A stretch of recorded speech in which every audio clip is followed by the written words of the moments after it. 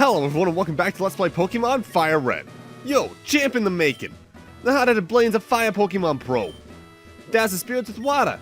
You'd better take some burn heals too. In the last part, we reached Cinnabar Islands for taking care of the Saffron Gym, if I'm recalling correctly. And now we're in the Cinnabar Gym.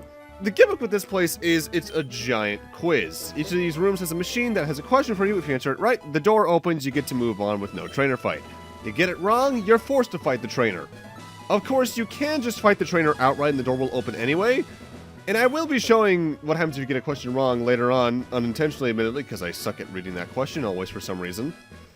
As the guy at the entrance just said, this place is fire Pokemon based. You're going to fight a lot of the Growlithe line, the Vulpix line, and the Ponytail line. I don't think there's a single Charmander line Pokemon in here, which is kind of surprising.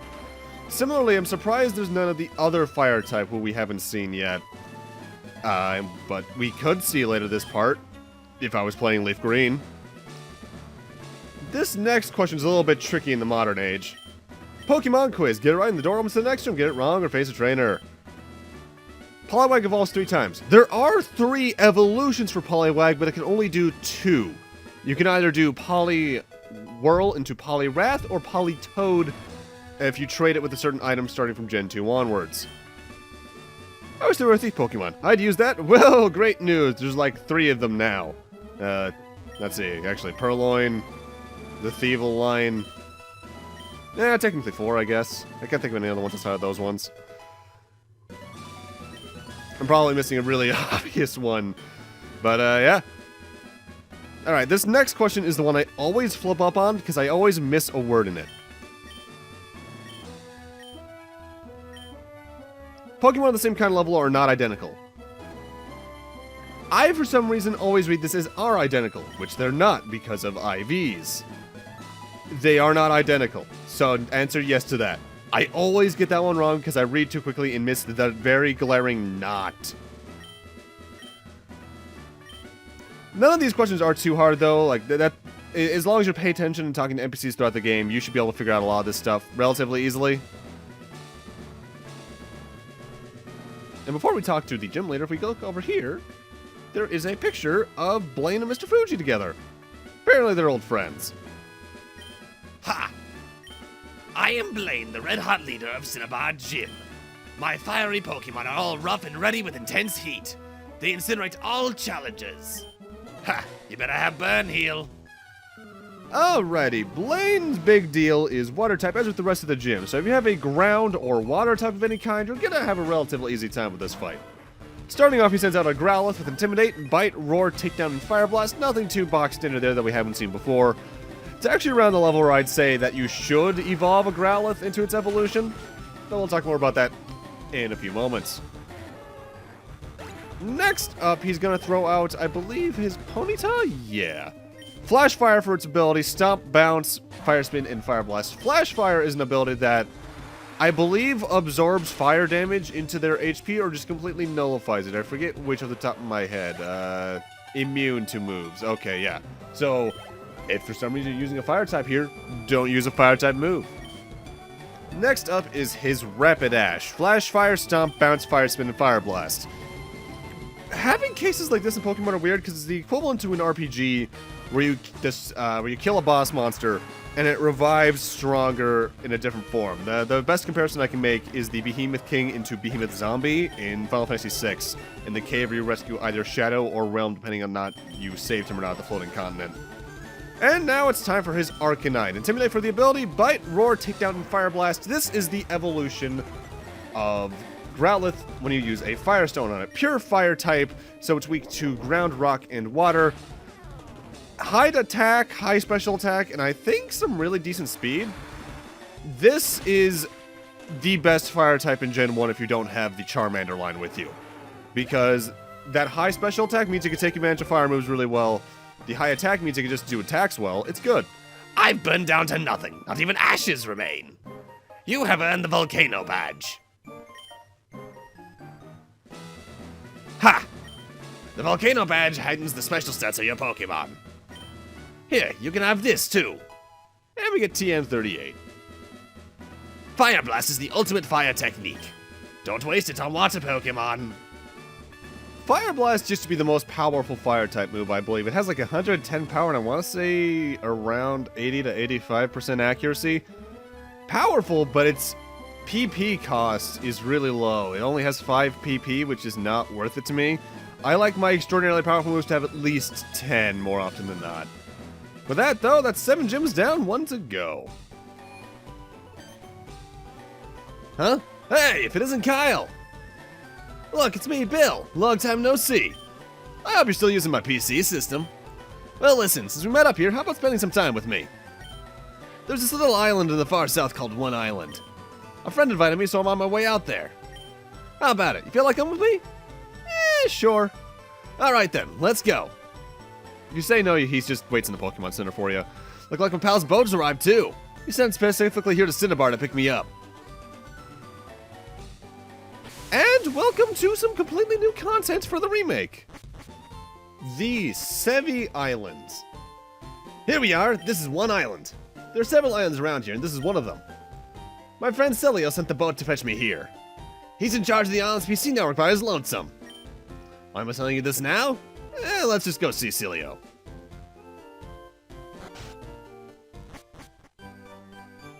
That's a different Pokemon Center theme. Hey there, Celio! Bill, I can't believe you came out here. Well, absolutely. How's your research coming along? Oh, wait a sec. Kyle, this is my buddy Celio. He's one dedicated PC maniac. Celio, this is Kyle, a rising contender as the Pokemon champ. That's really impressive. I hate to say it, but I have zero aptitude for battling. Anyways, I'm glad to meet you. So bring me up to speed. How's your machine running? It's running fine, but we're too remote out here. The PCs on this island just can't link to your PC, Bill. Oh yeah? Okay, let me take a look-see. Hang on here. I think we can make it work. Let me help you, okay? Kyle, can I get you to wait for me just a bit? Actually, can I get you to do me a favor? The island next to this one is called 2 Island. There's a guy that runs a game corner. He has this thing for rare rocks and gems. We keep in touch being fellow maniacs. So I get you to deliver this meteorite for him? Kyle, if you're going to 2 Island, please take this. And we get the Tri-Pass. Take a guess at what that does, just based off the name. You're probably right. It's a pass for the ferry service that's serving the local islands. It'll let you travel between islands 1, 2, and 3. Oh, you should have this too. And we get a page of the town map that'll actually have the Sevii Islands. I'll catch you later. Say hi to the guy for me, okay? I want to say the Sevii Islands were intended to be included in the original Gen 1, at least in some form or manner. There was something they wanted to do that was off the mainland of Kanto. They just couldn't, just due to space. But I forget if that's true or not. But yeah, this is a completely different Pokemon Center. And you know what? I figured I might as well use this opportunity. Let's finally show off what's upstairs. Usually there's going to be a lady who'll just tell you what everything is, but I'll do that myself once we get up there. Also, I do recommend using the Pokemon Center because you're going to be able to use Fly here later. Upstairs, there are 3 different desks. This lady tells you about everything. This one over here is the Union Room. This is where you... Essentially, you use your wireless adapter on the Game Boy Advance just to communicate with anyone who's in the area. And this is the Direct Room. This is the one where you can use either the wireless adapter or the link cable to link with other players and trade in battle. Usually, you try to talk to her, you save, and then, since I don't have anyone connected to, I would just get completely cut off. Or not. Okay. Usually don't get this far, but apparently I connected with someone? Who the hell? Who in the absolute ever-loving f*** is Kylie? Okay. To lift the curtain on this, around 10 parts ago, I believe, I did start a Leaf Green playthrough on the side so that I could eventually get to this point and trade over my Anthem to become an Alakazam and trade it back. And I figured I might as well use the opportunity to add a Gengar to my Pokédex, because I love the thing. I am doing this using a specialized version of the Visual Boy Advance emulator that I use to record Game Boy Advance games known as VBA Link.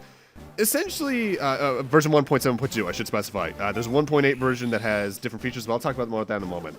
The emulator essentially has specialized options in a server app that allows you to connect to other versions of it without the need for a link cable or wireless adapter in real life. 1.8 adds a proper LAN function, so you can have like a port set up with local area network and do it over that.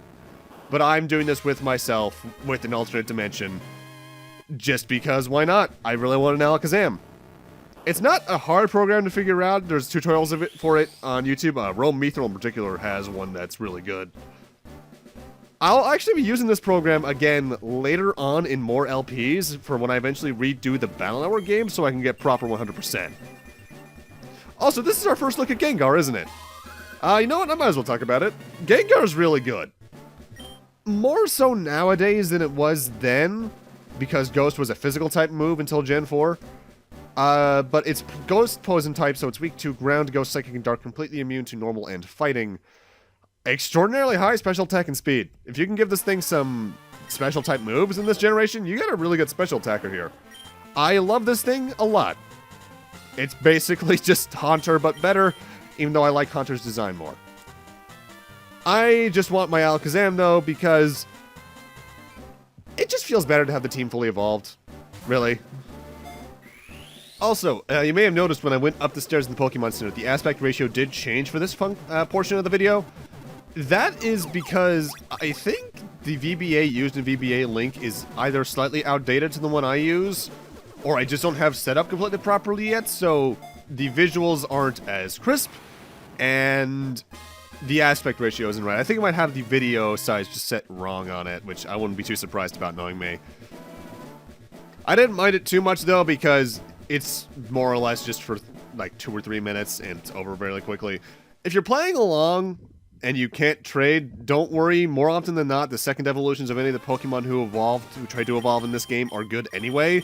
Like Machoke's really good, Haunter's really good, Kadabra's really good. You're not really missing out too much. It's just a more or less a stat bonus.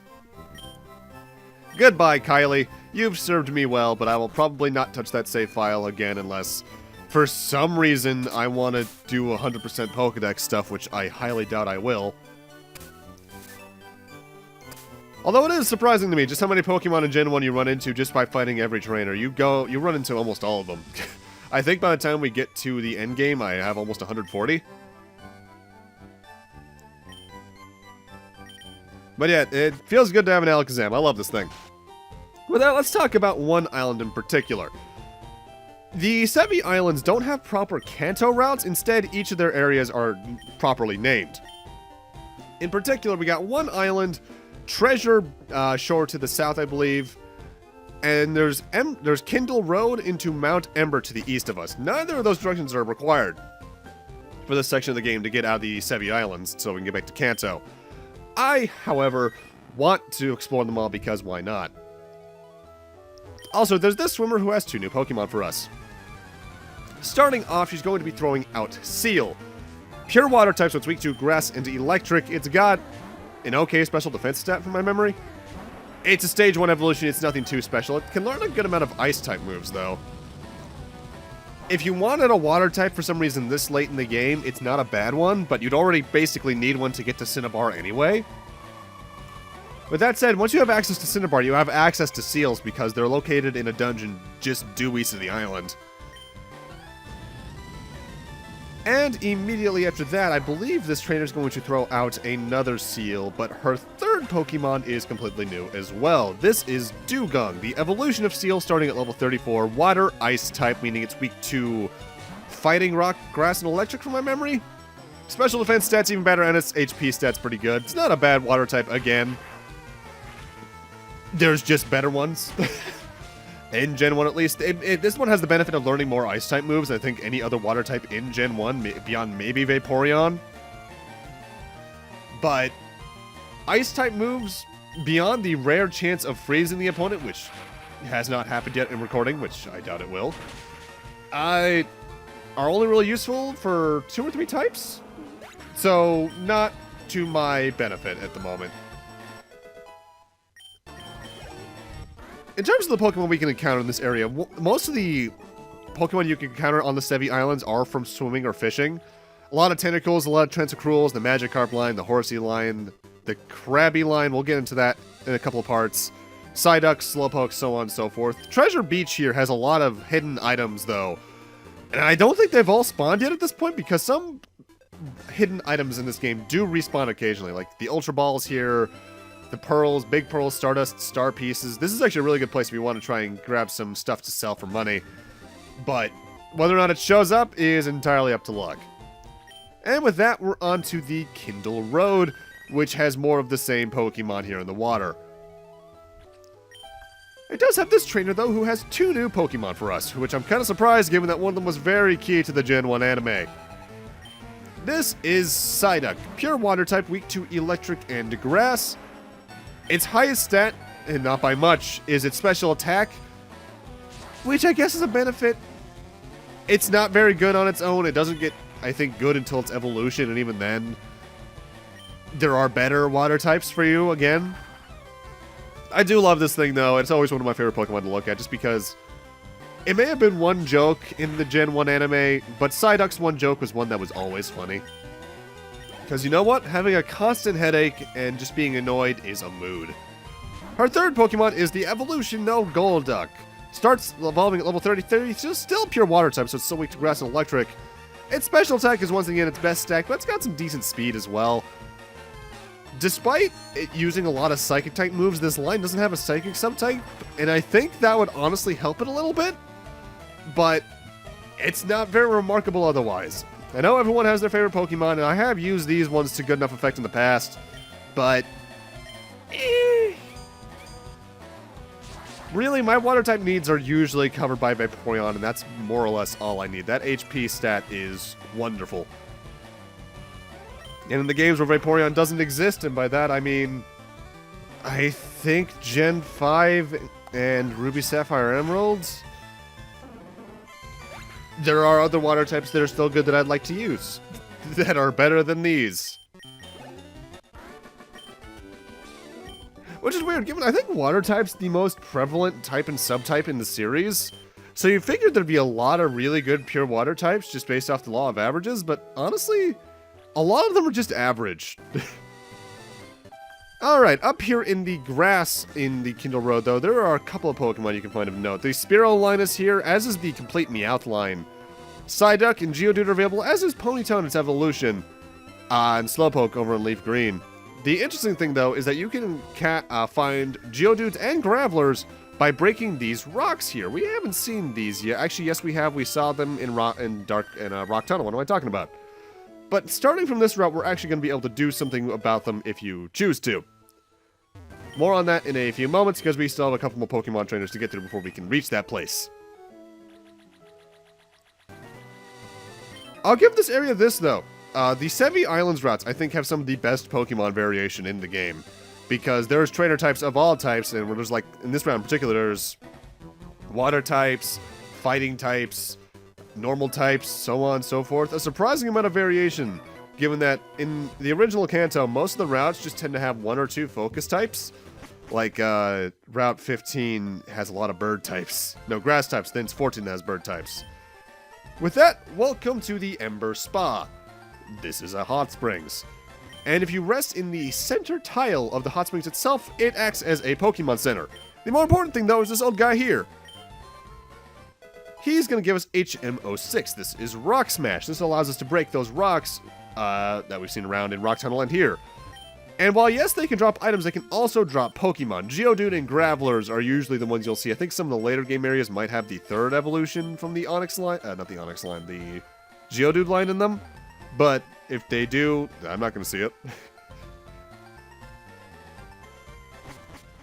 It's not necessary for the game at all. I don't think it's ever required, except for maybe the post-game, but I can't recall off the top of my head. Honestly, again, I think I said this before, but I just hate HMs. Gen 5 was better for making them completely optional, and Gen 7 for completely getting rid of them. Yeah, it had its own ways of railroading that kind of stuff with the partner Pokemon. I can't even remember the name of the system right now, but you ride on top of them. But I like that more than HMs because I didn't need to waste a move slot. Strength and Surf are good on their own, but they don't need to be non-deletable. With that, though, welcome to Mount Ember, a bit of a mini dungeon. And this guy here will teach you the Explosion move, which is a sacrifice play. Over here, we'll try digging here. That treasure the admins have been talking about should be here. What the? You're in the way. Get lost. There are a lot of the same Pokemon here. The Ponyta line, the Geodude line, Mudchop. However, if you're playing Leaf Green, you can run into Magmar here, who is another fire type for the game, and... Did I just edit out that battle? That was required. You know what? I'm not going to go back and fix it. That was Pokemon Trainer Beth. From my memory, she has a Bellsprout and 2 Glooms. Nothing too big. Magmar, though, if you're playing Leaf Green, is a pure fire type, meaning it is weak to ground, rock, and water. It's got decent attack, special attack, and speed. If you don't want to use Arcanine, because you're playing Leaf Green, this is the best fire type for you in that game that's not the Charmander line. We can't get that in FireRed, though. FireRed has its own type that you can get. With that, though, time for this guy to throw out another new Pokemon S in his second slot. This is Executor, the evolution of Execute when you use a Leaf Stone on it. Grass Psychic type here in Kanto, so that's weak to Flying, Poison, Bug, Ghost, Fire, Ice, and Dark. 4 times weak to Bug in particular. It's not bad. It's got a really high special attack stat, so if you can teach it like Solar Beam or some other special type moves, you got a decent attacker here. I don't recall its defense as being the best, though, so it could be a bit of a glass cannon. Also, I hate being put to sleep. Have we even seen sleep in the game thus far, outside of maybe fast-forwarded battles? I legitimately can't recall if we have. You spend between 2 and 5 turns just doing nothing. Imagine if it's the paralysis state, but you're always paralyzed. It's kind of annoying, but oh well. Honestly, I think the most annoying status effect in this game is the Attract/Infatuated one, where you just have a 50-50 chance of doing nothing without your stats being impacted otherwise. So it's like if Paralysis was just more annoying somehow. But with that, I'm going to need to end this off here. I don't usually like ending off in the middle of dungeons, but trust me, there's a good reason for this behind the scenes wise. Thank you guys for watching, and in part 17, we're going to be raiding the rest of Mount Ember before heading off on our quest that we're supposed to do here in the Sevii Islands. See you guys then.